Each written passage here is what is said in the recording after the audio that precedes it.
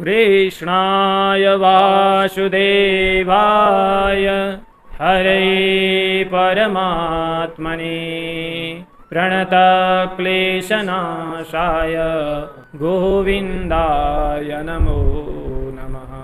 अनुस्वागवत भगवान को, श्री सद्गुरुदेव भगवान को, श्री वेदव्यास भगवान को, श्री शुकदेव जी महाराज को, राष्ट्रदेव पशुपतिनाथ को, वृंदावन बिहारी लाल को, तीर्थमयी नेपाल जननी को। जय जय श्री राधे श्याम। परम मंगलमय अखिल कोटि ब्रह्मांड नायक अनंतानंत कल्याण गुणगण निलय निभृत निकुंज विहारी रास रासेश्वर भगवान श्रीहरि श्रीकृष्ण सर्वेश्वर मधुसूदन को साक्षात वाङ्मय प्रतिमूर्ति श्रीमद् भागवत महापुराण, जसको सायंकालीन स्वाध्याय कक्षा विशेषमा आज निर्धारित समयमा उपस्थित भइसकेका छौँ। हामी प्रतिदिन यस दिव्य सायंकालीन स्वाध्याय कक्षाका माध्यमबाट श्रीमद् भागवत महापुराण भित्र अन्तर्निहित भगवत तत्त्वको चर्चा परिचर्चा गरिरहेका छौँ। भगवान श्रीकृष्णको सत्तालाई भागवतभित्र खोज्ने काम गरिरहेका छौँ, अन्वेषण गरिरहेका छौँ। यसै क्रममा हामी तृतीय स्कन्धमा छौँ। तृतीय स्कन्धका 25औं श्लोकहरूलाई हामीले पूर्व कक्षामा सरसर्ती हेरिसकेका छौँ। यहाँ मैत्रेयजी महाराज र विदुरजी महाराजको दिव्य संवाद चलिरहेको छ। मैत्रेयजी महाराजले विदुरजी महाराजलाई भागवत तत्त्वको उपदेश गरिराख्नु भएको छ। भागवत तत्त्व उपदेश गर्ने क्रममा सृष्टिको वर्णनको उपक्रमलाई अगाडि सार्दै भगवान यज्ञनारायण वराह र हिरण्याक्ष बीच भएको त्यो भयङ्कर युद्धको वर्णन यहाँ अगाडि वर्णन गर्दै हुनुहुन्छ। भगवानले हिरण्याक्षसँग युद्ध गर्ने क्रममा भगवान र हिरण्याक्षको युद्ध चलिरहन्छ। त्यतिखेर हिरण्याक्षले विभिन्न प्रकारका मायाहरूलाई अगाडि बढाउँछ। भगवानले आफ्नो सुदर्शन चक्रद्वारा ती सबै मायाहरूलाई छिन्न भिन्न पारिदिनुहुन्छ। अन्तिममा हिरण्याक्ष कठोर मुष्टिले प्रहार गर्न भनेर भगवानतिर आउँछ। भगवानले आफ्नो हातले कानभन्दा मुनतिरपट्टि एक चड्कन लगाइदिनुहुन्छ। हिरण्याक्ष अब भुइँमा लड्छ। हामीले यहाँसम्मका प्रसङ्गहरू अगाडिका कक्षामा हेरेका थियौँ। अब आउनुहोस् 26औं श्लोकदेखि अगाडि मैत्रेयजी महाराज विदुरजी महाराजलाई के कस्ता प्रसङ्गहरू वर्णन गरेर सुनाउनुहुन्छ। स आहतो विश्वजिता ह्यवज्ञया परिभ्रमद गात्र उदस्तलोचनः विशीर्ण बाहुङ्घ्रि शिरोरुहो पतत यथा नगेन्द्रो लुलितो नभस्वता। विश्वजिता विश्वविजयी भगवान वराह नारायणद्वारा ही निश्चय नै अवज्ञया उपेक्षापूर्वक आहतः भनेको प्रहार गरिएको त्यो हिरण्याक्ष कस्तो भयो त त्यो भन्दाखेरि उदस्तलोचन भगवानले एक चड्कन के हान्नुभएको थियो। दुईटै आँखा हिरण्याक्षका बाहिर निक्ले अनि परिभ्रमद गात्र शरीर थर थर थर थर थर काम्न लाग्यो। अनि विशीर्ण बाहु अङ्घ्रि शिरोरुह विशीर्ण भनेको छरपष्ट भयो। के भन्दा बाहु हात, अङ्घ्रि खुट्टा, शिर टाउको अनि उह गर्दन आदि सबै के भए छरपष्ट भए। यथा जसरी नभस्वता भनेको हावाले लुलित उखेलिएको नगेन्द्र वृक्ष जस्तै गरेर वृक्ष ठुलो वृक्ष जस्तै गरेर भुइँमा अपतत लड्न पुग्यो। भगवानले एक चड्कन के उपेक्षापूर्वक हान्नु भएको थियो। हिरण्याक्षको काम तमाम लगभग भयो। क्षितौ शयानं तमकुण्ठवर्चसं करालदंष्ट्रं परिदष्टदच्छलम् अजादयो वीक्ष्य सशंसुरागता अहो इमां को नु लभेत संस्थितिं। क्षितौ पृथ्वीमा शयानं लडेको अनि करालदंष्ट्रम भनेको तिखा तिखा धारा भएको ठुला ठुला धारा भएको परिदष्टदच्छदम ती दाँतहरूले ओठलाई टोकेको क्रोधपूर्वक ओठलाई टोकेको अकुण्ठवर्चसं भगवानले त्यति गर्दाखेरि पनि पराक्रम पुरा चाहिँ क्षीण नभएको सबै पराक्रम क्षीण नभएको तम त्यस्तो हिरण्याक्षलाई चाहिँ अजादयः वीक्ष्य ब्रह्मादि देवी देवताहरूले देखेर आगता अगाडि आएर अहो आश्चर्यको कुरा हो इमाम संस्थितिम यो हिरण्याक्षको मृत्यु हेर त को नु लभेत कसले यस्तो मृत्युलाई प्राप्त गर्न सक्दछ भनेर सशंसु प्रशंसा गर्न लाग्नु। भगवानका हातबाट मृत्युलाई प्राप्त गर्ने हिरण्याक्षको त्यो मृत्युको प्रशंसा गर्न लाग्नुभयो ब्रह्मादि देवी देवताहरू। यम योगिनो योग समाधिना रहो ध्यायन्ते लिङ्गा दशतो मुमुक्षया तस्यै सदैत्य ऋषभ पदाहतो मुखम प्रपश्यं स्तनुमुत्ससर्जः असत लिङ्गात् अनित्य शरीरद्वारा मुमुक्षया मोक्षको इच्छा भएका व्यक्तिहरूद्वारा कस्ता व्यक्ति भन्दा योगीहरूद्वारा रह एकान्तमा योग समाधिना योगलाई परिपक्व बनाएर समाधि अवस्थामा पुगिसकेपछि यम जसको ध्यायन्ती ध्यान गर्दछन् योगीजनहरू जसको ध्यान गर्नुहुन्छ समाधिस्थ भएर तस्य त्यस्ता भगवान नारायणको चाहिँ मुखम प्रपश्यम मुखारविन्दलाई देख्दै देख्दै र उनै भगवानका पाद प्रहारबाट निश्चय नै दैत्य ऋषभः र दैत्य श्रेष्ठ हिरण्याक्षले तनुम आफ्नो शरीरलाई उत्सर्ज त्याग्दो भयो। यो दैत्यराज बडो भाग्यशाली रहेछ जसलाई अमलात्मा विमलात्मा सन्त महात्माहरू ध्यान तपस्याद्वारा समाधिस्थ भएर जो भगवानको ध्यान गर्छन् र पनि भगवानको दर्शन प्राप्त गर्न सक्दैनन् त्यस्ता भगवानको मुख हेर्दै हेर्दै मुखारविन्द देख्दै देख्दै यसले आफ्नो शरीरलाई त्याग गर्यो। यो कति भाग्यमानी रहेछ भनेर यसरी ब्रह्मादि देवताहरू प्रशंसा गर्नुहुन्छ। एतौ तौ पार्षदावश्य शापाद्याता वसद्गतिं पुनः कतिपय स्थानं प्रपत्स्येते जन्मभिः। अब यहाँ मैत्रेयजी महाराज अगाडिको ब्रह्माले देवी देवताहरूलाई सुनाउनु भएको प्रसङ्गलाई यहाँ जोड्दै हुनुहुन्छ। अस्य भगवतः भगवान नारायणका एतौ यी दुई तौ ती पार्षदौ जय र विजय नाम गरेका दुई पार्षदहरू शापात सनकादि 4 कुमारहरूको श्रापबाट असद्गतिम राक्षस योनिलाई याता प्राप्त गरेका थिए। पुनः फेरि कतिपय स्थानम कति जन्मसम्म दैत्य योनिलाई प्राप्त गरेर स्थानम प्रपत्स्यते कति जन्मसम्म पुराणहरूमा 3 जन्मसम्म दैत्य योनिमा प्राप्त भएको प्रसङ्ग वर्णन छ।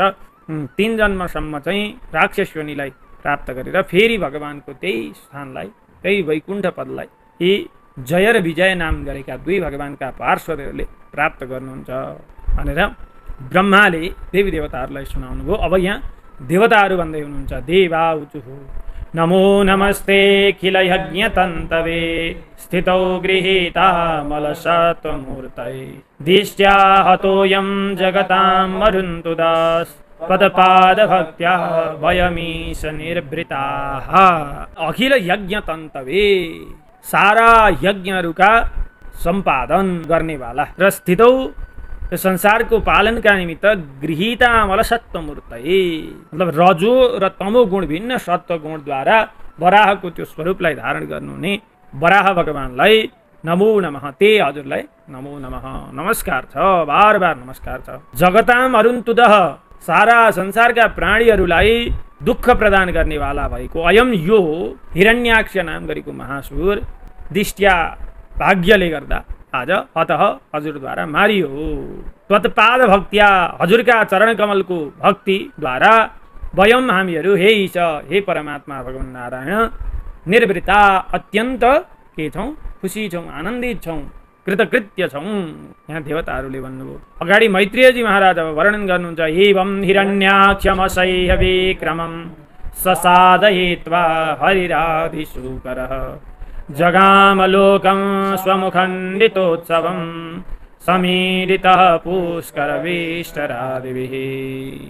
असह्य विक्रमं अत्यन्त पराक्रमले युक्त भएको हिरण्याक्षम हिरण्याक्ष नाम गरेको त्यो दैत्यलाई आदिशूकरः आदिवराह हरि भगवानले उहाँले एवं यस्ता प्रकारले साधयित्वा वध गरेर अखण्डितोत्सवम अत्यन्त रमणीय सदा सर्वदा उत्सवै उत्सव मात्र हुने भएको स्वम आफ्नो लोकम वैकुण्ठ लोकमा जग्गामा जाँदो हुनुभयो।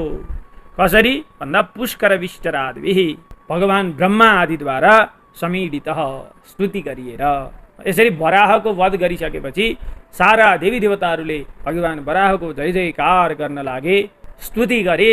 सबै देवी देवताहरूबाट स्तुति गरिनुभएका भगवान पुनः आफ्नो लोकतिर जान लाग्नुभयो। मया यथानोक्तमवादिते हरेः कृतावतारस्य सुमित्रचेष्टितं यथा हिरण्याक्ष उदार विक्रमो महामृधे क्रीडनवन्निराकृतः। हे सुमित्र हे सुशील स्वभाव हुनुभएका सरिदय मित्र विदुरजी महाराज उदार विक्रम अत्यन्त पराक्रमी भएको हिरण्याक्ष नाम गरेको दैत्यको महावृद्धि भयङ्कर युद्धमा क्रीडनवत ख्यालमा भगवानद्वारा गरिएको निराकृत वधलाई यथा जस्तो जानिएको थियो त्यस्तै चाहिँ त्यही हजुरहरूलाई अबाधि बताइयो। के त भन्दाखेरि कृतावतारस्य पृथ्वीको रक्षाका निमित्त उद्धारका निमित्त वराहका रूपमा भगवान अवतरित हुनुभएर चेष्टितम गरिएका सारा कर्महरूका बारेमा यथा जस्तो प्रकारले अनुक्तम म जान्दथे त्यसरी नै त्यही अवधि तपाईहरूलाई मैले बताएँ भनेर यहाँ भन्नुभयो। अब अगाडि सुतजी महाराज भन्दै हुनुहुन्छ। अब फेरि नैमिषारण्यको प्रसङ्ग आयो। यहाँ सुतजीले के भन्नुहुन्छ सौनकादि 88,000 ऋषिहरूलाई भन्दा इति कौसारवाख्याताम् आश्रुत्य भगवत कथां क्षत्तानन्दं परम लेभे महाभागवतो द्विज। हे शौनकजी महाराज इति यस्ता प्रकारले कौसारव आख्यातम मैत्रेयजीद्वारा वर्णन गरिएको भगवत कथा भगवान वराहको त्यो अत्यन्त पवित्रतम भएको लीला कथालाई आश्रित्य श्रवण गरेर महाभागवत अत्यन्त ठुला भगवानका भक्त हुनुभएका क्षत्ता विदुरजी महाराज परम आनन्दम लेभे अत्यन्तै ठुलो आनन्दलाई के गर्नुभयो प्राप्त गर्नुभयो। हर्षित हुनुभयो, खुसी हुनुभयो, आनन्दानुभूति विदुरजीले यति धेरै गर्नुभयो त्यसको कुनै सीमा रहेन। अन्येषां पुण्यश्लोकानां उदाम यशसां सताम् उपश्रुत्य भवेन्मोदः श्रीवत्साङ्कस्य किं पुनः। पुण्यश्लोकानां कीर्तिशाली भएका अन्येषां अरू नै कुनै भक्तको भगवानका भक्तको सताम सज्जनहरूको उद्दाम यशसाम त्यो पवित्रतम भएको त्यो कथालाई भगवानका लीला कथासँग जोडिएको पवित्रतम त्यो कथालाई उपश्रित्य सुनेर त मोद भवेत अत्यन्त ठुलो आनन्दलाई प्राप्त गर्न सकिन्छ भने श्रीवत्साङ्कस्य श्रीवत्साङ्क चिन्ह श्रीवत्स चिन्हले अंकित हुनुभएका भगवान नारायणको कथा सुनेर त किन पो आनन्दलाई प्राप्त गर्न सकिँदैन र। यो गजेन्द्रम झसग्रस्तं ध्यायन्तं चरणाम्बुजं क्रोशन्तीनां करेणूनां कृच्छ्रतो मोचयद्रुतम्। करेणूनां क्रोशन्तीनां रुँदै गरेका कराउँदै गरेका चिच्याउँदै गरेका करेणूनां हत्तिनीहरू अनि झसग्रस्तम गोहीद्वारा पाउ पक्रिएको छ। झस भनेको गोहीले ग्रस्त खुट्टामा समातेको छ यस्तो गजेन्द्रम गजेन्द्र जसले कृच्छ्रत भनेको अत्यन्त कष्टमा परेर कृच्छ्रत भनेको कष्टपूर्वक चरणाम्बुजम ध्यायन्तम भगवानका चरण कमलको ध्यान गर्ने भएको जुन गजेन्द्र छ त्यसलाई त भगवानले द्रुतम अमोचयत द्रुतम भनेको शीघ्रम छिटो नै अमोचयत त्यो ग्राहका फन्दाबाट छुटाइदिनु भयो भनिसकेपछि पशु गजेन्द्रको त मुक्ति भयो भगवानका चरण कमलको ध्यान गर्नाले भनेपछि अरू भक्तहरूको त के होला र भगवानको ध्यान गर्नाले मुक्ति कसलाई नमिल्ला र भने जस्तो कुरा यहाँ गर्नुभयो। अब अगाडि भन्नुहुन्छ तम सुखाराध्यम ऋजुभिः हिरण्य शरणेन्द्रिभिः कृतज्ञः को न सेवेत दुराराध्यमसाधुभिः। अनन्य शरणैः न अन्य शरणैः अनन्य शरणैः अनन्य भक्त भगवानमा एक मात्र चित्त धारण गरेर भगवानका शरणमा शरणागत भएका ऋजुभिः अत्यन्त सरल नृभिः मनुष्यहरूद्वारा सुखाराध्यम सुखपूर्वक प्राप्त गर्न सकिने तम उहाँ भगवान र असाधुभिः दुष्ट व्यक्तिहरूद्वारा दुराराध्यम कहिल्यै पनि प्राप्त गर्न नसकिने हुनुभएका त्यस्ता भगवान जो कृतज्ञ हुनुहुन्छ कसैले आर्तभावले यदि पुकार गर्छ भने त्यसलाई कल्याण गर्नुहुने यस्ता भगवान नारायणको को न सेवित को त्यस्तो व्यक्ति होला जसले सेवा नगरोस् भजन नगरोस् कीर्तन नगरोस्। यो वै हिरण्याक्षवदं महाद्भुतं विक्रीडितं कारणशोकरात्मनः शृणोति गायत्यनुमोदतेन्दसा विमोच्यते ब्रह्मवदादपि द्विजाः।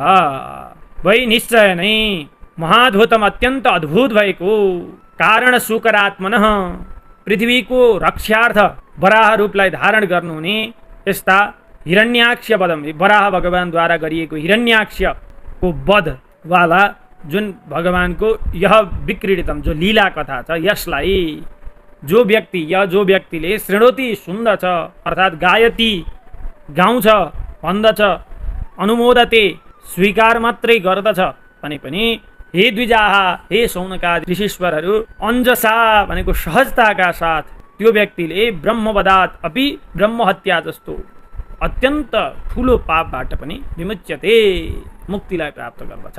मतलब त्यो पापबाट पनि निष्पाप भएर भगवानको पवित्रतम पुण्यतम त्यो वैकुण्ठ धामलाई प्राप्त गर्दछ।